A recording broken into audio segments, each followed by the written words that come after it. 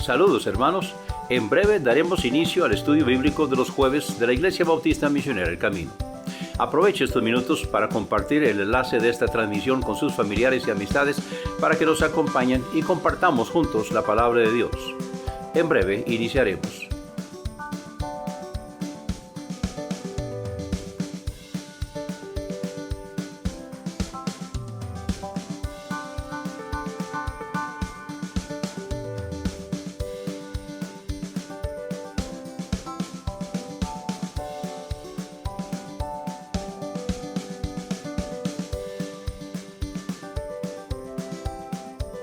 En breve daremos inicio al estudio bíblico de los jueves de la Iglesia Bautista Misionera El Camino. Aproveche estos minutos para contactar a algún familiar o amigo. Invítelo o invítela a acompañarnos en el estudio de la palabra de Dios. Comparte el enlace con él o con ella. En breve iniciaremos el estudio bíblico de hoy.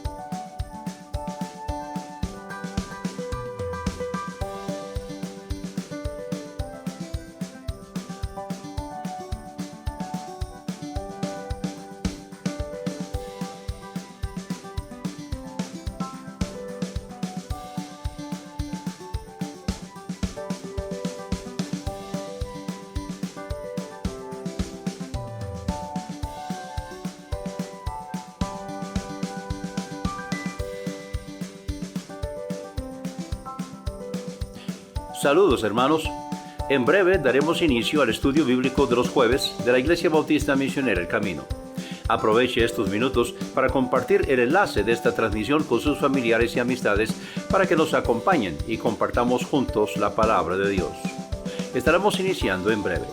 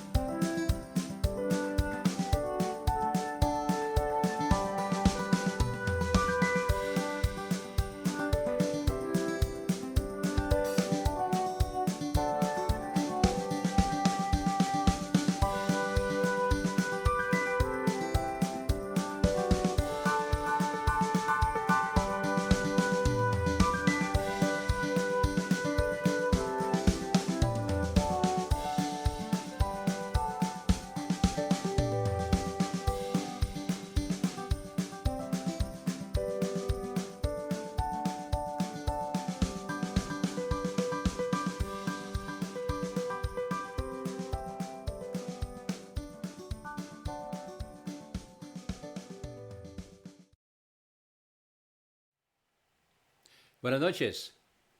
Qué bueno estar juntos esta noche para el estudio bíblico.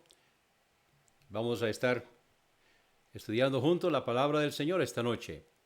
Y hoy nos tocan preguntas y respuestas. Así que vamos a estar viendo algunas preguntas que nos han hecho y estar abriendo la palabra del Señor. Hoy no les puse los textos ahí porque quiero que ustedes no se malacostumbren. Así que vamos a Vamos esta noche a estar buscando en la Biblia los pasajes que vamos a estar considerando.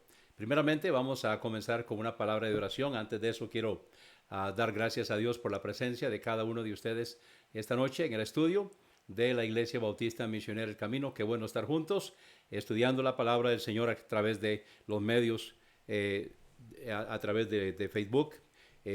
Dios mediante, ya el domingo, cuando transmitimos la Escuela Dominical Servicio de Oración, vamos a estar transmitiendo también a través de YouTube.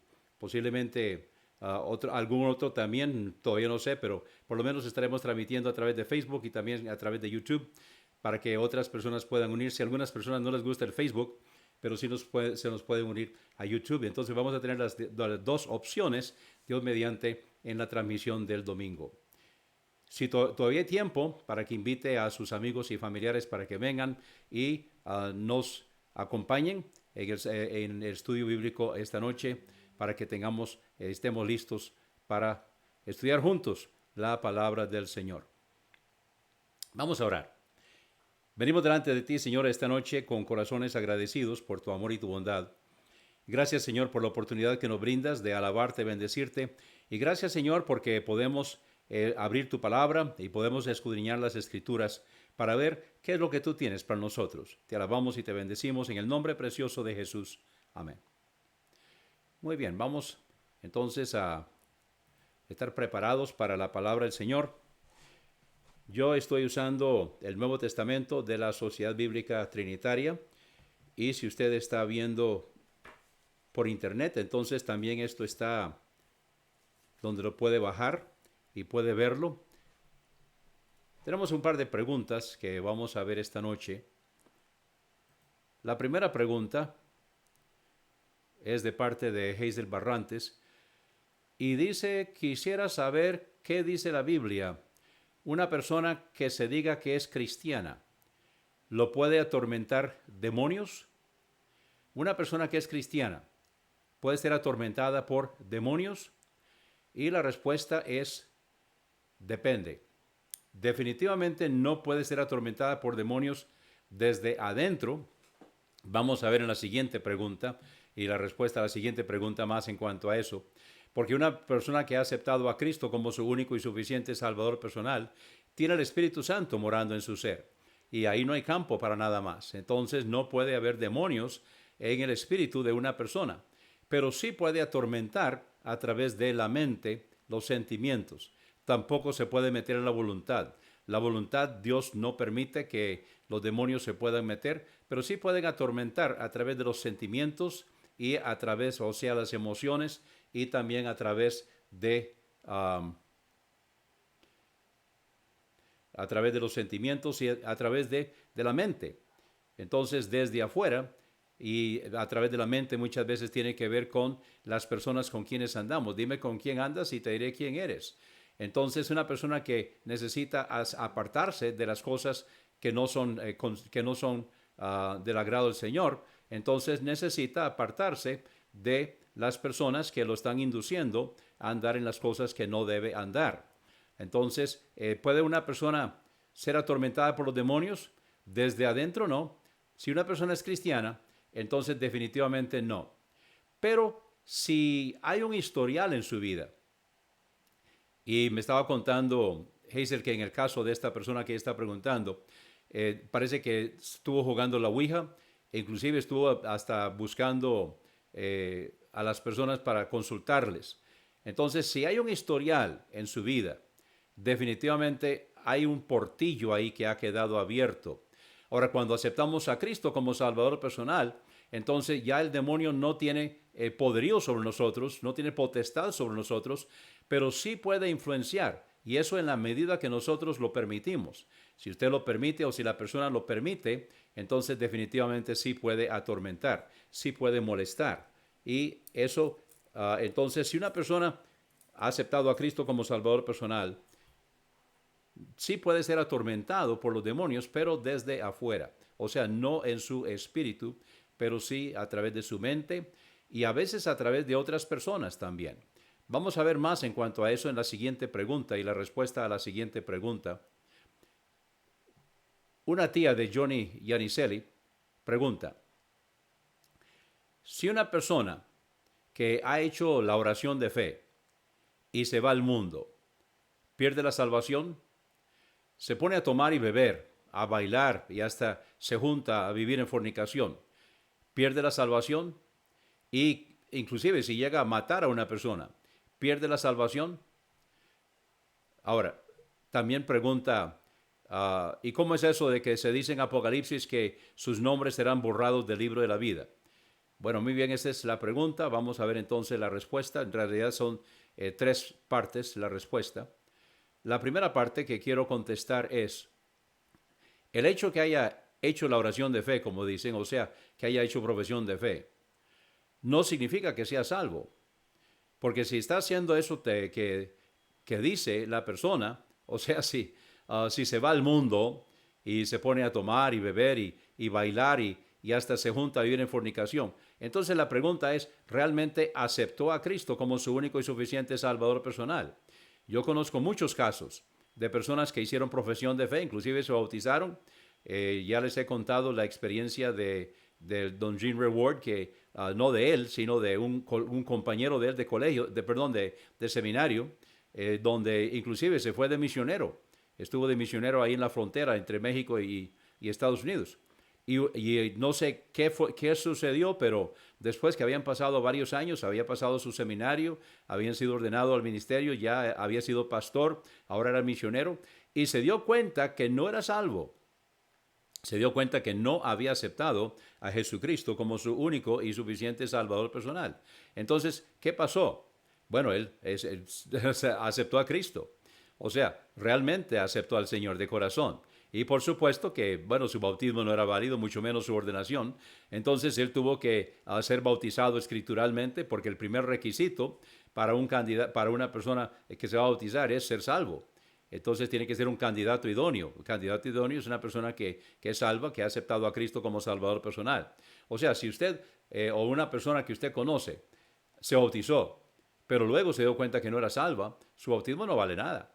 Entonces el bautismo viene después de la salvación. Así que este hermano, este misionero se bautizó y luego también ya fue ordenado al ministerio en forma escritural. Así que sucede. La primera pregunta es, esta persona de la que está hablando, no sé si es una persona real o si es supuesta, que está hablando la tía de Johnny, si realmente anda en esas cosas. La primera pregunta es de que si realmente es salva.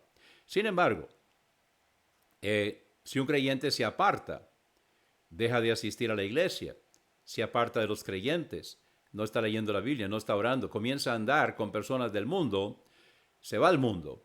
Entonces, sí es cierto que puede bajar muy bajo. Eso sí es cierto, puede bajar muy bajo. Ahora, el pasaje que está citando esta hermana en Apocalipsis no dice, está citando Apocalipsis 3:5 y vamos a ir allá.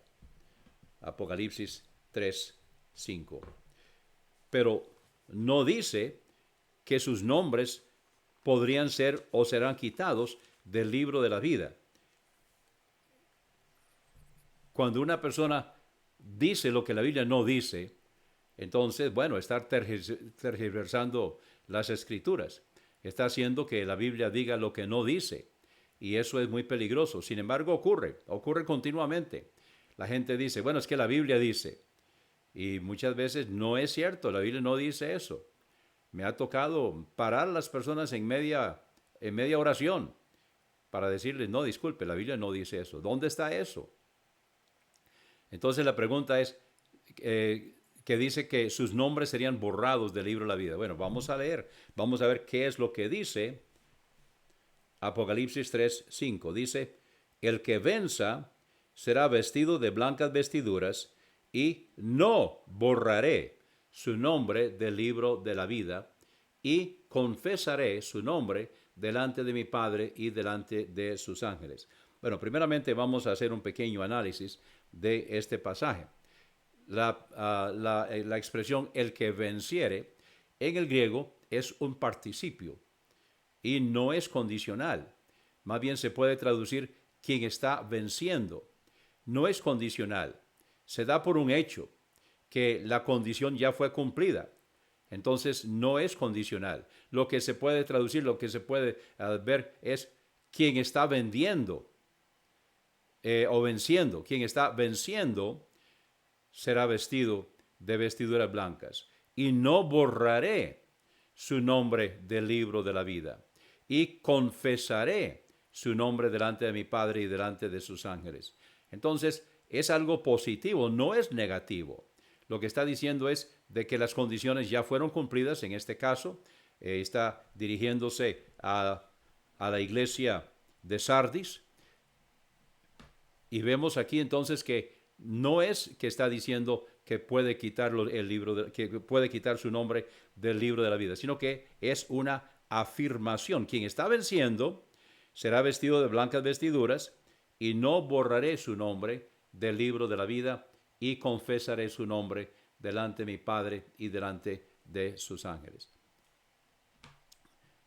La pregunta que si se pierde la salvación viene de personas quienes toman pasajes que hablan de relación y aplican estos pasajes a posición.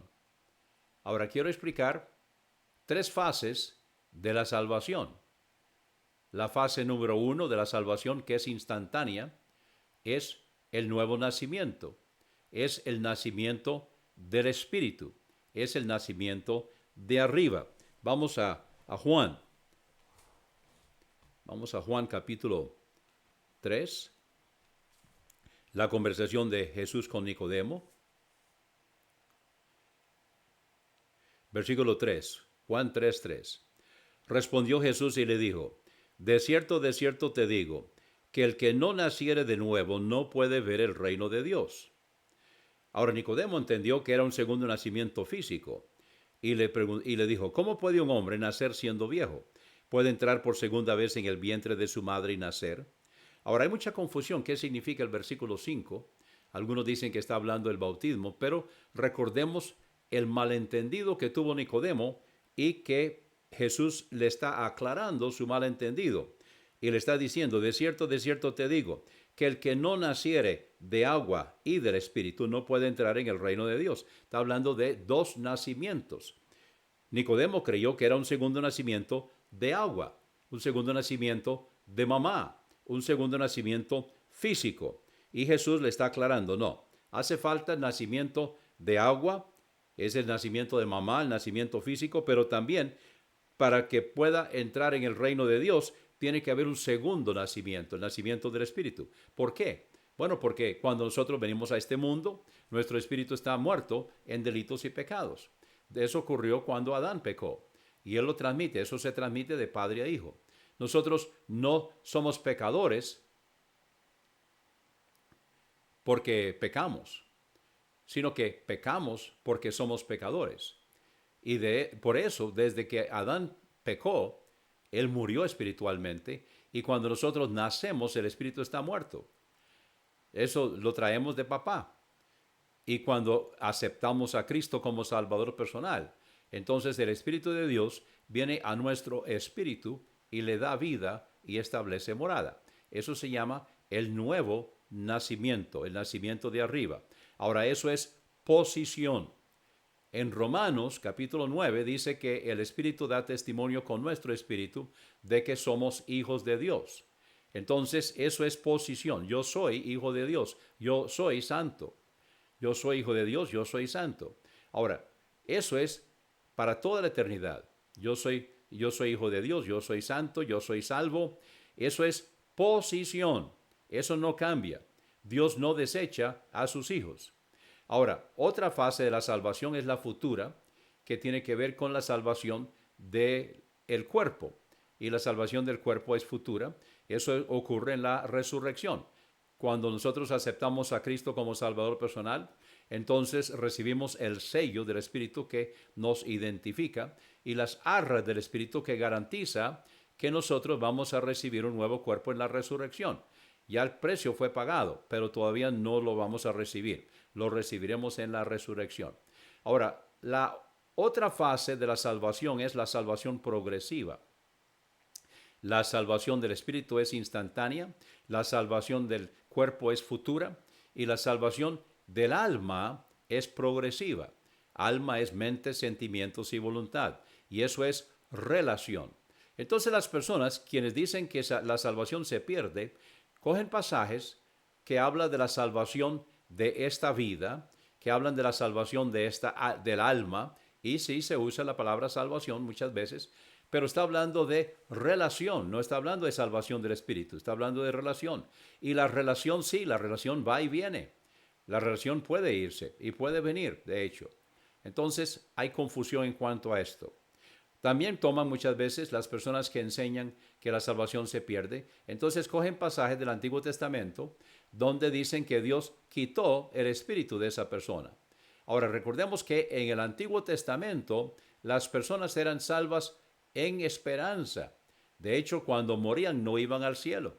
Cuando en el Antiguo Testamento, antes que Jesucristo cumpliera el Evangelio, la muerte, sepultura y resurrección, las personas iban al paraíso, al seno de Abraham. De hecho, Jesucristo, cuando estaba en la cruz y uno de los ladrones se arrepintió y él le dijo, hoy estarás conmigo en el paraíso.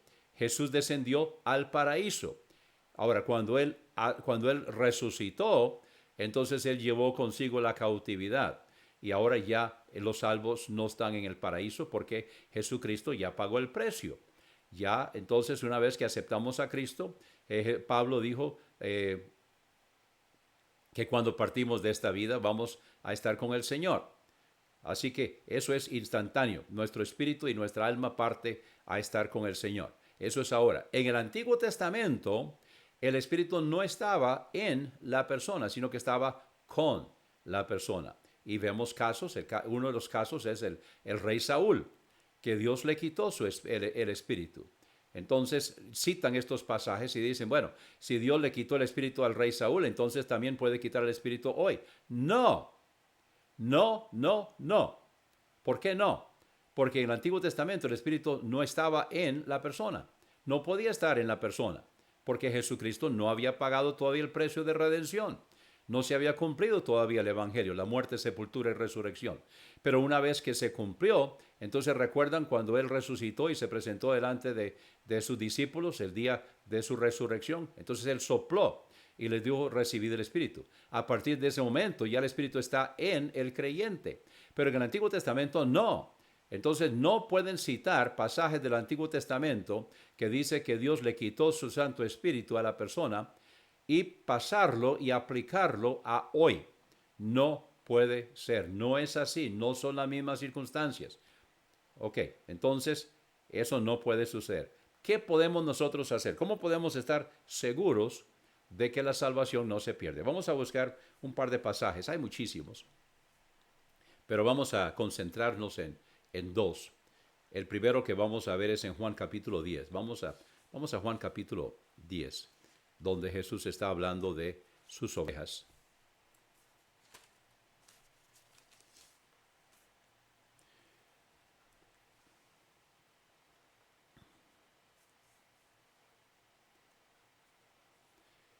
En Juan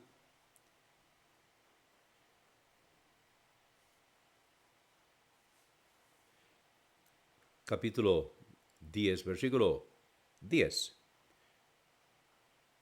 dice, el ladrón no viene sino para hurtar y matar y destruir. Yo he venido para que tengan vida y para que la tengan en abundancia. Entonces Jesucristo vino para darnos vida en abundancia, darnos vida, darnos vida. Una persona que va al infierno, eso es muerte. Y Jesucristo vino a darnos vida. Y no solamente cualquier vida, sino vida en abundancia. Ahora, la vida que Él da en abundancia depende de no solamente nuestra posición, sino que da también nuestra relación. De parte de Él, nosotros recibimos todo. No nos queda debiendo absolutamente nada. Mantengan el dedo aquí en Juan capítulo 10 y vamos un momentito a Colosenses.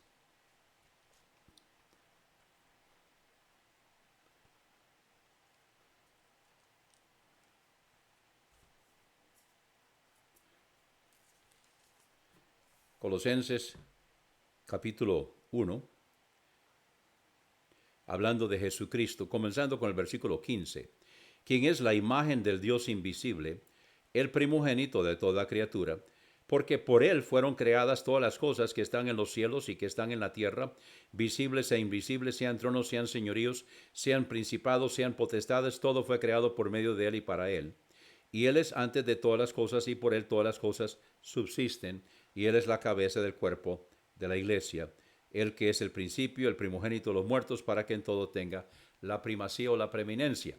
Entonces, Jesucristo, está hablando aquí de la encarnación, es el principio de todo y es el fin de todo. Él es el primogénito de toda creación, de toda criatura, y también es el primogénito de los muertos. Eso quiere decir que allá, antes que ninguna otra cosa ocurriera en la eternidad, en la mente de Dios, Jesucristo nació. O sea, Dios se hizo hombre. Y todo gira alrededor. Toda la Biblia gira alrededor de este hecho, de la encarnación de Dios. Dios se haría hombre. Entonces aquí está hablando precisamente de la encarnación de nuestro Señor Jesucristo. Y este Dios encarnado es el que nosotros tenemos por fe, el que recibimos como nuestro único y suficiente Salvador personal. Vamos ahora al capítulo 2. Aquí en Colosenses capítulo 2 y el versículo 9 dice, porque en él habita corporalmente toda la plenitud de la divinidad. Y vea lo que dice en el versículo 10, y estáis completos en él, quien es la cabeza de todo principado y potestad. Entonces, en él habita corporalmente toda la plenitud de la divinidad o la deidad. O sea, recuerda cuando Felipe le preguntó, muéstranos el Padre, nos basta. Jesús le contestó, el quien me ha visto a mí, ha visto el Padre. Ahora, si en él habita corporalmente toda la divinidad o toda la deidad, quiere decir que al ver a Jesucristo hemos visto al Padre. Al ver a Jesucristo hemos visto al Hijo. Y al ver a Jesucristo hemos visto al Espíritu Santo. Porque en él habita, en su cuerpo, habita toda la plenitud de la deidad. Pero vea lo que dice el versículo 10. Y estáis completos en él. Cuando nosotros aceptamos a Cristo como Salvador personal, Él no nos queda debiendo absolutamente nada. Él no nos queda debiendo nada. Volviendo a Juan capítulo 10, entonces el versículo 10 dice, y para que la tengan las ovejas, para que la tengan en abundancia. Entonces, de parte de Él, nosotros tenemos la vida en abundancia. Sin embargo, a veces los creyentes no aprovechan eso y no tienen una relación adecuada con el Señor. Entonces no están viviendo en abundancia. Él nos da vida en abundancia, pero estos creyentes no están viviendo en abundancia porque no se están apropiando de todo lo que el Señor les da. Él no nos queda debiendo nada. O sea, Él no nos quedó debiendo nada, pero nosotros sí le quedamos debiendo a Él la entrega del control de nuestra vida. Eso se llama llenura. La llenura del Espíritu Santo es control. Cuando Él dice en Efesios 5:18, sed llenos del Espíritu, es un acto de nuestra voluntad, está en el modo imperativo. Entonces es algo que nosotros tenemos que decidir, ser llenos del Espíritu, permitir que el Espíritu Santo tome control de nuestra vida. Eso es relación. Ahora, entonces, como dije hace un momento, los que afirman que la salvación se puede perder, entonces toman los pasajes que tienen que ver con la relación y que sí se puede perjudicar y la aplican a la posición. Entonces dicen que una persona, una vez salva, puede terminar en el infierno. No, no es cierto. Eso sería que Dios tome a uno de sus hijos y los mande al infierno. No puede ser. Ahora, lo que sí puede ser es que el hijo, si es desobediente, entonces va a sufrir las consecuencias. Vamos a ver eso un momento, tal vez en Hebreos capítulo 10. Pero quiero que vayamos ahora aquí a Juan capítulo 10 y versículos 27 al 30. Aquí estamos en Juan capítulo 10, versículos 27 al 30. Mis ovejas oyen mi voz. Ahora vea que dicen mis ovejas. O sea, una persona que no ha aceptado a Cristo como Salvador personal puede haber hecho profesión de fe, puede haberse bautizado, puede haber sido ordenado al ministerio, pero si no ha habido un encuentro con Dios a través de Jesucristo, si no ha habido un momento que reconoció que es pecador, se arrepintió de todo corazón y aceptó a Cristo como Salvador personal, entonces no es salvo, no es oveja. Entonces dice aquí, mis ovejas oyen mi voz. y yo las conozco y me siguen y yo les doy vida eterna. Ahora, nosotros usamos la palabra eternidad en una forma floja. Una persona puede decirle a alguien a quien ha estado esperando un rato, tengo 15 minutos de estarlo esperando, tengo toda una eternidad de estarlo esperando aquí en esta esquina. Bueno, nosotros usamos ese término en una forma así. Pero cuando Dios habla de la eternidad, Él está hablando de lo suyo. Él está hablando de lo propio, porque Él vive en la eternidad. Cuando Él se relaciona con nosotros, Él se limita al tiempo, porque nosotros vivimos en el tiempo. Pero Dios vive en la eternidad. Entonces, Él cuando habla de la eternidad, Él está hablando de su eternidad. Está hablando de la eternidad que no tiene principio ni fin. Ahora, en el caso de nosotros, tiene principio, pero no tiene fin. Cuando aceptamos a Cristo como Salvador personal, empieza la vida eterna. Pero no termina, porque es eterna, es a través de toda la eternidad. Y no es condicional, es incondicional. Es condicional en el sentido que tenemos que recibirla. Pero una vez que nosotros recibimos a Jesucristo como nuestro único y suficiente Salvador personal, entonces ya la parte condicional ya se cumplió. Ya no hay nada condicional. La relación sí, la relación es condicional. Depende de nuestra relación con el Señor, que leamos la Biblia, que oremos, que estemos en comunión con los hermanos, que nos estemos congregando cuando podamos, que esperamos que sea muy pronto. Y vamos entonces a estar en comunión con el Señor. Eso es compañerismo, eso es relación. Y eso es lo que hay que mantener. Pero la posición no se pierde. Entonces Él les dice a sus ovejas, yo les doy vida eterna. Pero escuchen lo que dice después. Y no perecerán jamás. Ahora, la expresión aquí en el griego, lo que dice literalmente es, no perecerán, no nunca jamás. Es la expresión negativa más fuerte que existe en el idioma griego. No, no perecerán, no nunca jamás. Ahora, ¿cómo puede decir Jesús, no perecerán, no nunca jamás, y terminar en el infierno? No puede ser. No puede ser. Definitivamente. Están aplicando mal las palabras de Dios, porque están aplicando pasajes fuera de contexto, están haciendo que digan lo que no dice. Jesús dice, yo les doy vida eterna y no perecerán jamás. Y luego dice, ni nadie las arrebatará de mi mano. Entonces, si alguien pudiera arrebatar a la oveja de la mano de Jesús, tendría que ser más fuerte que Jesús. Ahora, no olvidemos que Jesucristo es el creador del universo. El Verbo, antes de su encarnación, es el creador del universo. Dice en Juan capítulo 1 que nada ha sido hecho, nada de lo que ha sido hecho fue hecho sin Él. Así que estamos hablando del Dios Todopoderoso. Y Él dice, nadie las arrebatará de mi mano. Entonces, si hay alguien que puede arrebatar la oveja de la mano de Jesucristo, es más fuerte que Jesucristo, que es el creador del universo. Y dice en Hebreos capítulo 1 que también es el que sustenta las cosas en su lugar. Pero no he terminado. Como si eso fuera poco, dice el versículo 30, mi Padre que me las dio, mayor que todos es, y nadie las puede arrebatar de la mano de mi Padre. Entonces, estamos en la mano de Jesucristo. Nadie puede arrebatar a la oveja, nosotros, de la mano de Jesucristo. Y como si fuera poco, estamos también en la mano del Padre. Y nadie puede arrebatarnos de la mano del Padre. Hay una doble garantía. O sea, si hay alguien que pudiera arrebatar a un hijo de Dios de la mano de Jesucristo y de la mano del Padre juntos, entonces tendría que ser más poderoso que Dios el Padre y que Dios el Hijo juntos, y en ese caso estaríamos adorando al Dios equivocado. Porque ese Dios a quien nosotros estamos adorando y en cuya mano estamos, en la mano del Hijo y en la mano del Padre, entonces no sería el Dios Todopoderoso, sino el que pudo arrebatar a la oveja de las manos de Jesucristo y del Padre. Y definitivamente que eso no puede ser.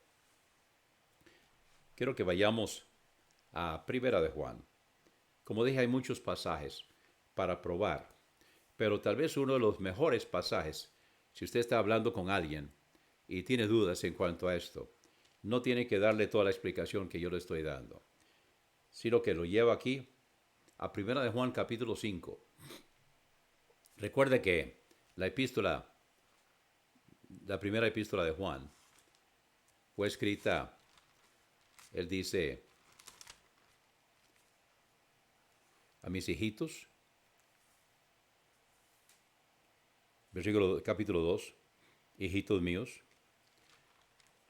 Entonces aquí en el capítulo 5 está hablando de nuestra posición con el Señor. Ahora esto es bastante profundo, pero vamos a examinarlo, hay tiempo. Comenzando en el versículo, vamos a comenzar al comienzo del capítulo. Todo aquel que cree que Jesús es el Cristo es nacido de Dios. Y todo aquel que ama al que engendró, ama también al que es nacido de él. O sea, ama al Padre y ama al Hijo. En esto conocemos que amamos a los hijos de Dios, cuando amamos a Dios y guardamos sus mandamientos. Porque este es el amor de Dios, que guardemos sus mandamientos, y sus mandamientos no son gravosos para el Hijo de Dios, no son gravosos. Porque todo lo que es nacido de Dios vence al mundo, y esta es la victoria que vence al mundo, nuestra fe. ¿Quién es el que vence al mundo?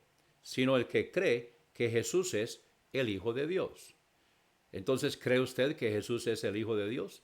Entonces usted es vencedor. Y usted tiene todo lo que hace falta para vivir en victoria. Y sigue escribiendo Juan. Este es Jesucristo, que vino por agua y sangre. Ahora recuerde allá en Juan capítulo 3, donde está hablando de los dos nacimientos del hombre, el nacimiento de agua y el nacimiento del Espíritu, le está diciendo a Nicodemo.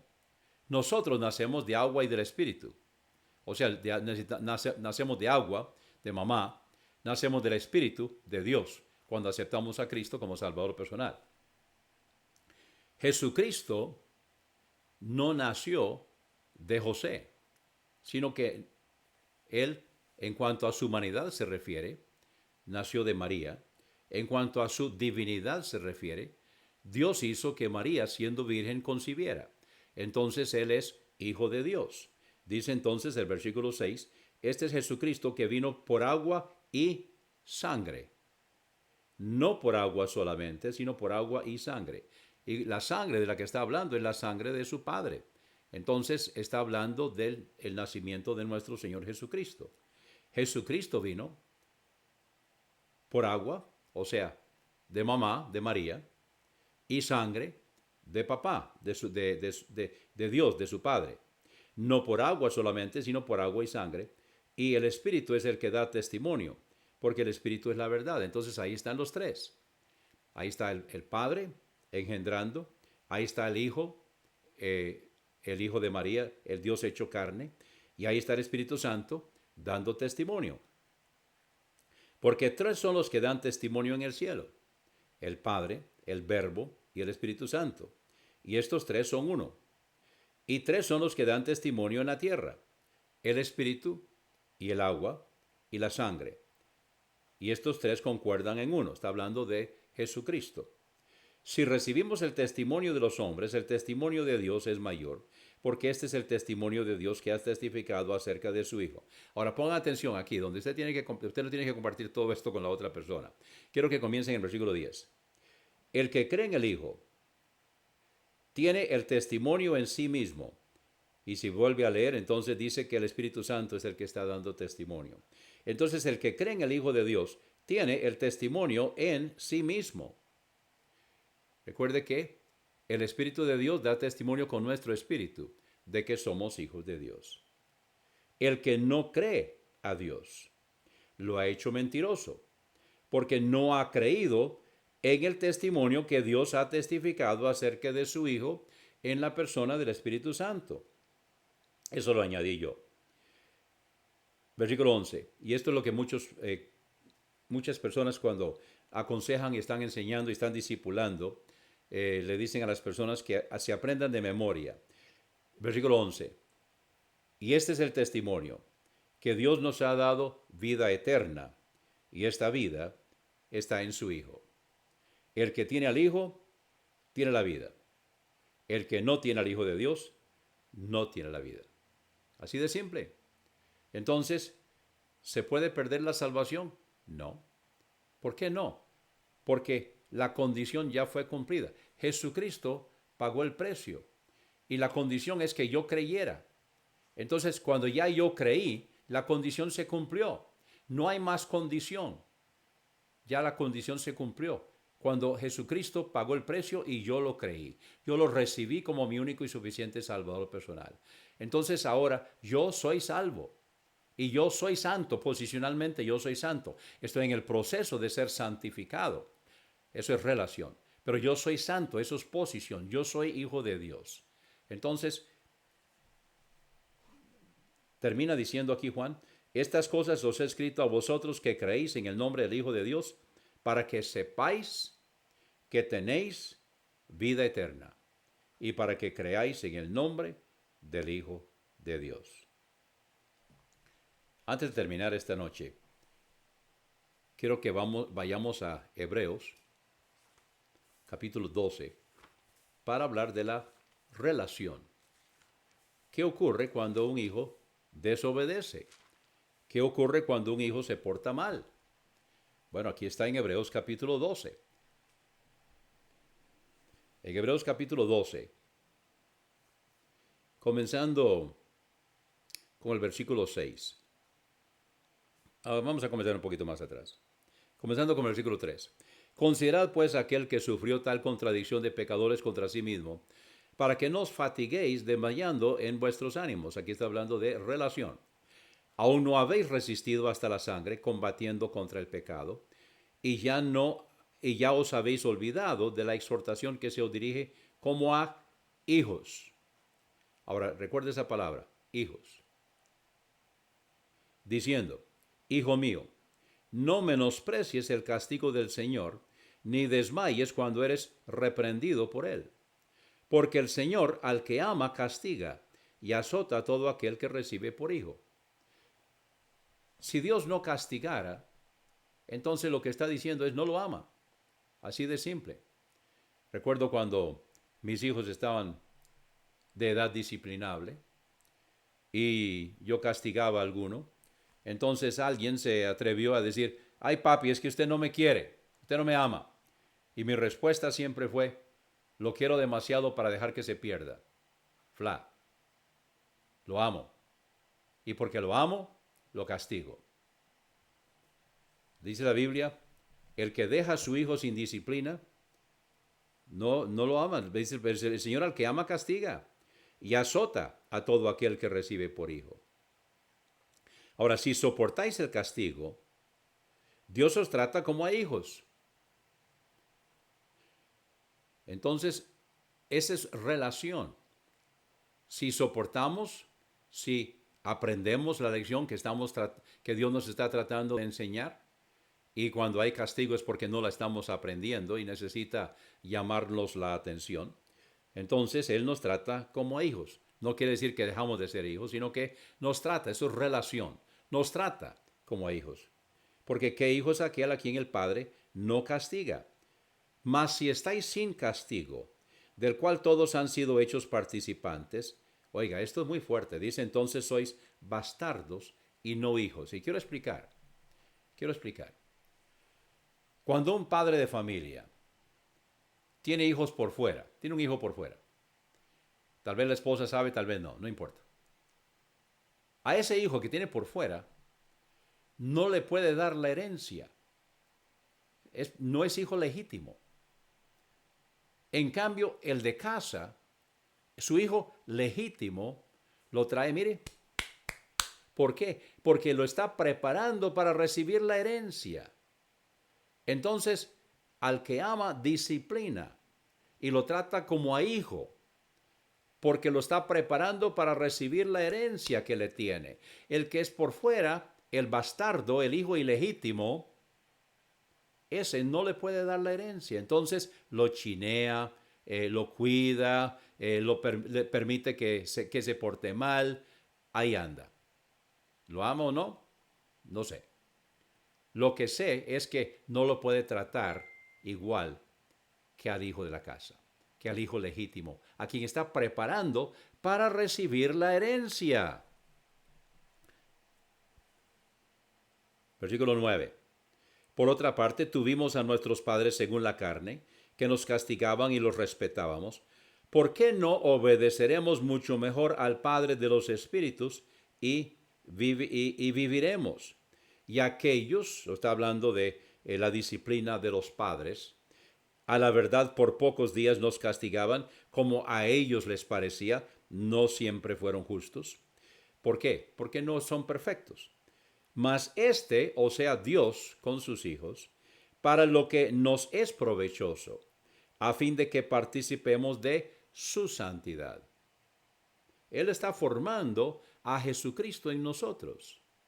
Ese es el propósito. Nosotros fuimos predestinados desde que creímos. Eso está en Romanos 8, 28, 29. Desde que nosotros creímos, fuimos predestinados para ser formados y conformados a la imagen de Jesucristo. Entonces Él está invirtiendo su santidad, Él está transfiriendo su santidad en nosotros, para que seamos como su Hijo Jesucristo. Seguimos leyendo. Ciertamente ningún castigo al presente parece ser causa de gozo, sino de tristeza. Mas después da fruto apacible de justicia a los que por él son ejercitados. Por tanto, levantad las manos caídas y las rodillas paralizadas y haced sendas derechas para vuestros pies, a fin de que lo que es cojo no salga del camino, sino que sea sanado. Dios al que ama disciplina. Entonces, para terminar, es posible que un hijo de Dios, salvado por la gracia del Señor, redimido por la sangre del Cordero, termine en el infierno. No, es hijo de Dios. Pero si desobedece, si peca adrede, si no estamos hablando de pecado accidental, y eso es de lo que está hablando en Hebreos capítulo 10, si peca adrede, Dios lo va a castigar. Y eso va a aparecer como un fuego en su vida, donde Dios lo va a castigar. ¿Por qué? Porque lo ama. Porque es hijo. No lo va a tratar como el ilegítimo, porque lo está preparando para recibir la herencia. La herencia que cada uno de nosotros tenemos nos está preparando para recibir la herencia. Y por eso nos está formando y conformando a la imagen de su Hijo. Entonces, eso es relación.